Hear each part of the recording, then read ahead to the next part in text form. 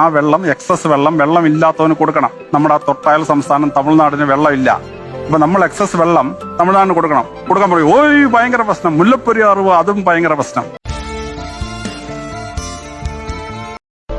സത്യം പറഞ്ഞാല് പറയുന്നവനെ അവർ ശരിയാക്കളെ, അതാണ് പ്രശ്നം. അല്ല, കേരളത്തിൽ എത്ര എളുപ്പത്തിൽ സത്യം പറയാൻ പറ്റിയല്ല. ഇപ്പൊ വെള്ളപ്പൊക്കം തന്നെ ദൈവം മനുഷ്യന് കൊടുക്കുന്ന ഏറ്റവും വലിയ അനുഗ്രഹമാണ് മഴ എന്ന് പറയുന്നത്. അത് ഇത്രയും ഭംഗിയായിട്ട് തന്നുകൊണ്ടാണ് കേരളം ലോകത്തിലെ സുന്ദരമായ പ്രദേശമായത്. അപ്പൊ ഈ മഴ ഇങ്ങനെ 360 ദിവസവും തുല്യമായിട്ട് ഈക്വലായിട്ട് ഡിവൈഡ് ചെയ്ത് കൊടുക്കാൻ പറ്റത്തില്ല. അപ്പൊ എക്സസ് ആയിട്ട് മഴ പെയ്യും. അത് നമ്മൾ സ്റ്റോർ ചെയ്ത് വെച്ചിട്ട് വരൾച്ചയ്ക്ക് ഉപയോഗിക്കണം. ഡാം പണിയാൻ സമ്മതിക്കൂ? ഡാം പണിഞ്ഞാൽ ഇപ്പൊ ഭൂലോകം അവസാനിക്കുന്ന ഭയങ്കര വെള്ളം. 44 നദിയിൽ 22 നദിയിൽ വെള്ളമില്ല. ഇനി വെള്ളം കൂടുതൽ വന്നാൽ ആ വെള്ളം എക്സസ് വെള്ളം ഇല്ലാത്തവന് കൊടുക്കണം. നമ്മുടെ ആ തൊട്ടയൽ സംസ്ഥാനം തമിഴ്നാടിന് വെള്ളമില്ല.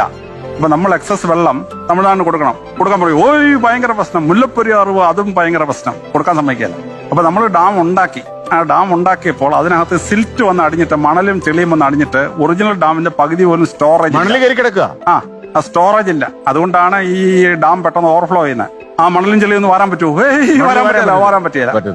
ഇനി വെള്ളം പുറത്തോട്ട് ഒഴുകിയാൽ ഈ നദി കൂടെ ഒഴുകാനുള്ള സ്പേസിലെ ചെളിയും മണലും വന്നു. അപ്പൊ കാലാകാലങ്ങളിൽ മനുഷ്യൻ മണലും ചെളിയും വാരിയിട്ട് ഈ നദി തുറന്നു കൊടുക്കും. 30 കൊല്ലമായിട്ട് മണൽ വാരാൻ പറ്റിയില്ല. മണലും ചെളിയും വാരാൻ നോക്കാത്തോണ്ട് നദി കൂടെ ഒഴുകേണ്ട വെള്ളത്തിന്റെ പകുതി പോലും ഒഴുകുന്നില്ല. അതുകൊണ്ട് എന്ത് പറ്റുന്നു? കര കവിഞ്ഞത് ജനങ്ങളുടെ ഇടയിൽ കയറി ശല്യം ചെയ്യാണ്.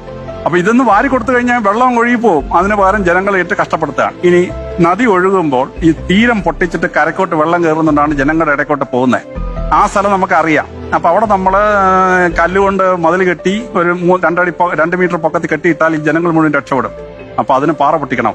ക്വാറി തൊടാൻ പറ്റില്ല. ഭയങ്കര പ്രശ്നം. എന്ത് തൊട്ടാലും തൊട്ടാലില്ല. കേരളത്തിൽ വെള്ളപ്പൊക്കം ഉണ്ടാവുമ്പോൾ പകുതിയിലേറെ ആളുകൾ മരിക്കുന്നത് ഈ ഉരുള് പൊട്ടിയിട്ടാണ്, അല്ലാതെ വെള്ളത്തിൽ വീണിട്ടല്ല.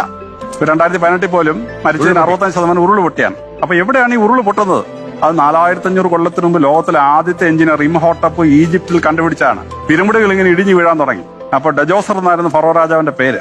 ആ രാജാവിന്റെ ഇൻസ്ട്രക്ഷൻ പറയാൻ ഇംഹോട്ടപ്പ് കണ്ടുപിടിച്ചു 52.52 ഡിഗ്രി കൂടുതൽ സ്ലോപ്പ് ഉണ്ടായാൽ ഉരുൾപൊട്ടൽ ഉണ്ടാവും. അപ്പൊ ഇത്രയും കൂടുതൽ സ്ലോപ്പുള്ള സ്ഥലം നമുക്കറിയാം. ആ സ്ഥലത്ത് ഈ ഉരുൾപൊട്ടൽ തുടങ്ങുന്ന സ്ഥലത്ത് റീറ്റൈനിങ് വോൾ പണി. ഞാൻ ഉരുൾപൊട്ടൽ തടയാം. ആ റീറ്റൈനിങ് വോൾ പണിയെങ്കിൽ പാറ പൊട്ടിക്കാൻ പറ്റിയല്ല. ചേട്ടാ, ഒരു രീതിയിലും ജീവിച്ചു പോകാൻ ഈ മലയാളി സമ്മതിക്കത്തില്ല.